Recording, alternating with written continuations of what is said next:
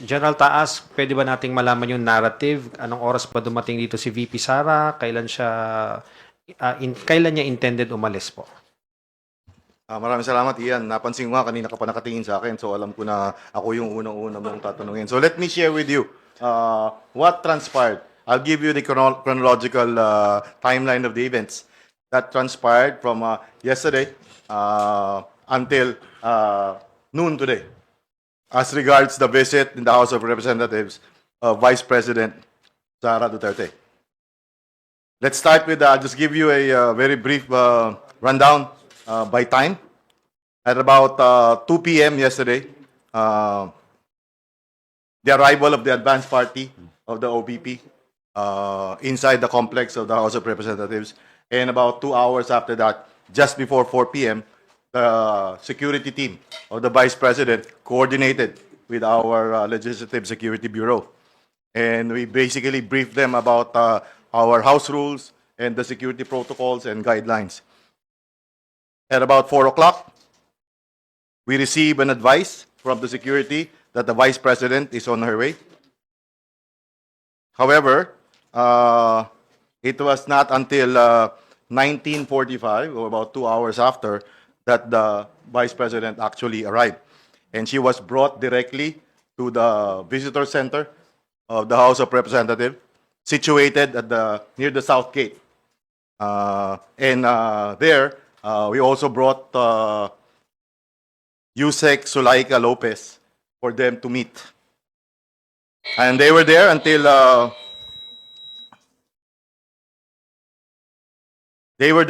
10 o'clock, which is our based on our house rules. That's the latest that we will allow visitors to our detained guests.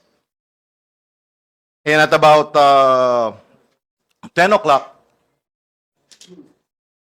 the Vice President, together with Yusek Lopez, actually prepared to leave the premises of the visitor center, as we have requested.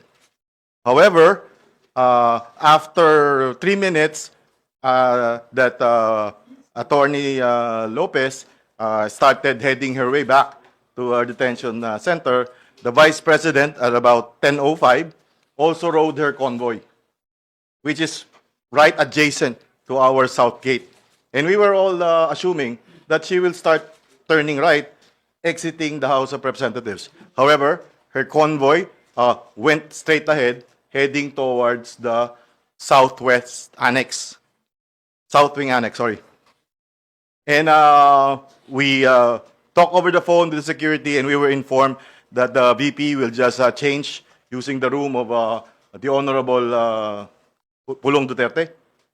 And so we waited. But waited until 1 hour. At about 11 p.m., I started to proceed to the office of the Honorable Duterte to find out what's going on, what's causing the delay. At about 11:30 p.m., I personally appealed to the protocol and the security of the Vice President at room 304 if they could possibly already leave the premises, as there's always a practice during long weekends that we turn off power in all our buildings. If you will note, if you will go around Congress during Thursday na walang pasok ng Biyernes, Sabado at Linggo, ino-off po talaga natin yung power. One, it's because to save on energy, dahil centralize ang air conditioning. And second, to prevent po yung occurrence ng electrical fire. Dahil hindi po natin alam kung mayroon nakapag-iwan ng mga chargers or laptops or whatnot sa kanya-kanya mga opisina. So standard doon natin ginagawa yun. And normally nga po, it's at 10:30 na ginagawa natin na ino-off. In the case last night, in deference to the Vice President, inabot po tayo ng 12:30 bago natin talagang in-off na. So, simula ho midnight or 12:30 in the morning hanggang kanina umaga, the close-in team or the Vice President stayed locked inside room 304. So about 7:30 this morning, upon request of our personnel and finance office, we had to turn on the power again dahil magtatrabaho po sila sa SWA. So that's about 7:30 this morning. 8 o'clock, the Vice President, security team remained locked inside the room 304. At 10:53, we noticed the Vice President together with entourage left the room of the Honorable Pulong Duterte, and we followed her all the way to the detention facility. At 11:07 this morning, the Vice President was allowed by the chairman of the Governance Committee to visit and once again discuss with Attorney Zulaika Lopez at our House of Representatives Custodial Center. That's about all I have for you. Thank you. Sir, General Taas, wala naman siyang complaint na, syempre, nawala ng kuryente, so magdamag siyang walang power doon. Wala ho kaming narinig na complaint dahil I would assume dahil hindi naman ho kami nagkulang ng pag-remind. Sinabi ho namin na baka uminit at sana ho maintindihan ninyo dahil policy ho sa house ito para makaiwas tayo sa aksidente at makatipid din po tayo ng kuryente. Isipin nyo kung isang kwarto lang yung ating bibigyan ng kuryente pero kailangan yung kabuuan umaandar ho yung air conditioning unit. Na imagine nyo na ho kung gaano kalaking General, dun sa huling pag-uusap nyo, nakita namin kanina, kailan daw po aalis dito si VP? May sabi po ba siya? Ano po bang sentimiento niya? Hindi po namin napag-usapan yung kailan siya aalis. As far as yung kailan siya aalis is yun ang yung usapan between us at saka yung security at saka yung protocol. Hindi po tayo nagsasabi kay Vice President noon. However, ang napag-usapan po namin kanina is hinihintay ko lamang bago ko siya papasukin doon sa detention facility, yun nung approval ng aming butihing chairman na indeed, inaprubahan po yung pagbisita doon sa detention facility. Dahil kung matandaan po ninyo, kahapon ho, hindi yung detention yung pinag-meetingan nila. Doon po tayo sa visitor center dahil strict ho yung mga protocols sa detention center. Kaya ho, mas maganda doon sa kabila. Yun ang pinag-uusapan namin. Sabi ko, baka pwede po na doon tayo sa kabila. Pero minarapat ng ating Vice President na Tito. At inaprubahan naman nating chairman.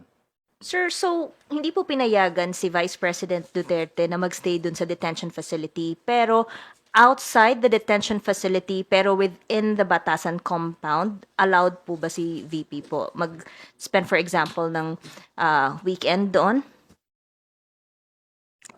What do you mean?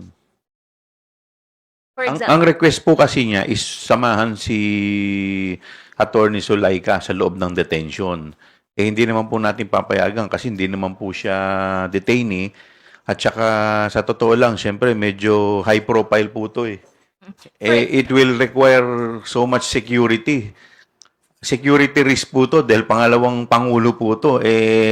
I do not know if we have enough security dito para mabantayan ang pangalawang pangulo. kasi I understand last night dun siya nagstay sa office ni Representative Duterte. So, pwede po ba siya dun magstay for the night? Oo. Hindi ko po alam kasi sa guidelines, pero kasi po kung pinakikinggan ko po kanina yung sinasabi ni Sergeant at Arms, medyo risky rin po dahil may mga protocol po tayong sinusunod dito. So could you imagine kung mag-i-stay ka po doon, ikaw lang, yung isang opisina lang ang bubuksan natin. Pero yung buong, kagaya po na sinasabi ni Sergeant at Arms, centralized, parang medyo hindi naman po yata maganda yun. So, sa akin naman po, wala naman po masama kung umuwi at pagkatapos the following day, po pwede naman po bumalik. Welcome naman po. Yun naman po talaga yung, maski naman po yung mga lawyers ni VP, i-allow din po natin sa mga ganong klaseng arrangement. Ako po, simple lang po ang opinion ko po dito. Sana naman po yung respeto po at yung leniency na binibigay po natin sa ating Vice President, suklian din naman po niya ng respeto sa atin. yung mga tao po kagaya po ni Sergeant at Arms at yung mga personnel po dito po sa House Rep, ginagawa lamang po yung kanilang trabaho alinsunod po sa guidelines. So, pag may nangyari naman po, unang-una po, si ating Vice President, high profile po yan na personality. Hindi naman po yung ordinaryong mamamayan. Pag may nangyari po dyan, sagutin din po nila yan. So, sana po, wala naman pong masama na makipagtulungan sa amin. Lahat naman po, as long as within the bounds of law, ay ibibigay naman po namin. Ang hinihiling lang po namin, sana po sumunod lamang po nang sa ganun ay hindi na magkaroon ng ganitong klaseng issue. Respect begets respect.